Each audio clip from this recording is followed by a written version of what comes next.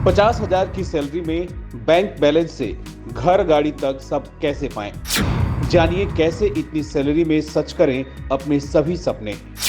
घर और कार लेने के लिए आखिर क्या होना चाहिए प्लान? अपनाएं ये खास फॉर्मूले, इससे सब कुछ होगा मुमकिन। हर कोई नौकरी क्यों करता है? इसलिए कि वो अपने परिवार की जरूरतों को पूरा कर सके। भारतीय परिवेश में अधिकतर नौकरी पेशा लोगों का लक्ष्य होता है कि उनके पास एक घर हो, एक कार हो और बैंक बैलेंस हो, क्योंकि मध्यम वर्गीय परिवार इससे ज्यादा की न तो उम्मीद करता है और न ही उतनी सैलरी होती है जिससे कि ज्यादा बड़े सपने देखे जाएं। अब सवाल ये उठता है कि घर, गाड़ी और बैंक बैलेंस के लिए कितनी सैलरी होनी चाहिए ताकि इन सपनों को पूरा किया जा सके। सबसे खास बात यह है कि आमदनी और खर्च शहर के हिसाब से तय होता है। अगर छोटे शहर है तो वहां घर सस्ता मिल जाएगा, दैनिक जरूरतें की चीजें भी सस्ती मिल जाएंगी। लेकिन अगर मेट्रो शहर है तो यहाँ सब कुछ छोटे शहर के मुकाबले महंगा हो जाता है। लेकिन यह भी सच है कि अधिकतर प्राइवेट जॉब भी बड़े यानी मेट्रो शहरों में ही है। इसीलिए नौकरी बड़े शहरों में करते करते अधिकतर लोग बसने का प्लान भी वहीं कर लेते हैं। इसके लिए सैलरी और खर्च के बीच के तालमेल को बिठाना होता है। अब सीधे मुद्दे पर लौटते हैं। एक मेट्रो शहर में घर, गाड़ी और बैंक बैलेंस के लिए कितनी सैलरी होनी चाहिए? इंडस्ट्री स्टैंडर्ड के हिसाब से बड़े शहरों में औसतन 50,000 रुपए सैलरी होती है। अधिकतर लोग इससे ज्यादा भी सैलरी पाते हैं, जबकि कुछ लोग ऐसे भी होते हैं जिनकी सैलरी 50,000 रुपए महीने से भी कम होती है। लेकिन एक अनुमान के मुताबिक 4-5 साल एक्सपीरियंस वालों की सैलरी 50,000 रुपए महीने हो जाती है। अब आइए जानते हैं कि कैसे 50,000 रुपए महीने की सैलरी पर कोई घर और गाड़ी खरीदने से लेकर बैंक बैलेंस तक कर सकता है। फॉर्मूला ये कहता है कि सैलरी में से आधी राशि यानी 25,000 रुपए घर खर्च के लिए अलग कर देना चाहिए।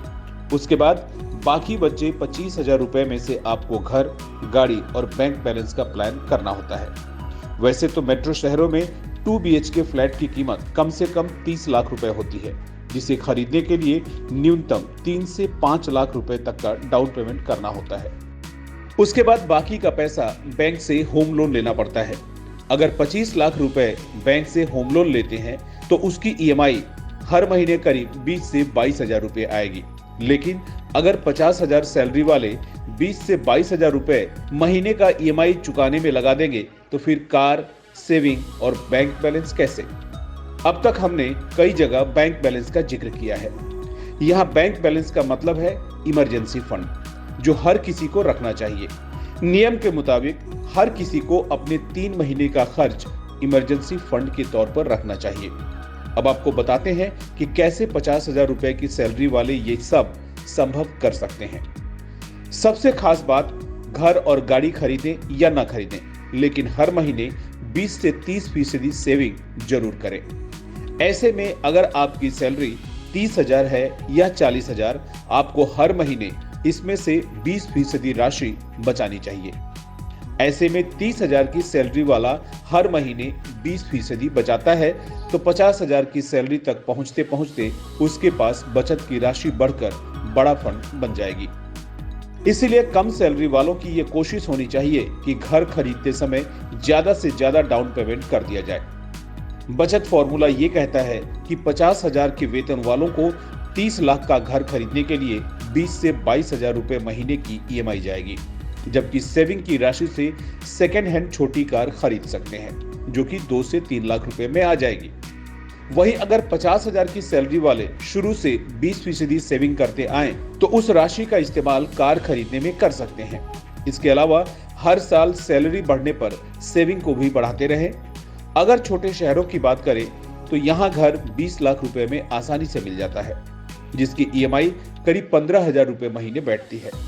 यहाँ भी फॉर्मूले के मुताबिक 3 लाख रुपए में पुरानी कार खरीद सकते हैं। यही नहीं, छोटे शहरों में आसानी से 20 से 30% की राशि सेविंग भी कर सकते हैं। लेकिन मुश्किल तो बड़े शहरों में होता है, क्योंकि यहाँ तो बड़ी राशि होम लोन की EMI में चली जाती है। लेकिन यहाँ भी 50,000 रुपए महीने कमाने वाले 30 लाख तक का घर 2 से 3 लाख में कार और करीब 1 लाख रुपए का इमरजेंसी फंड आसानी से रख सकते हैं। इसके लिए केवल नौकरी पकड़ते ही सैलरी में से 20 से 30% राशि सेविंग करनी होगी। फिर 50,000 की आमदनी पर ही घर, गाड़ी और बैंक बैलेंस का सपना पूरा हो सकता है।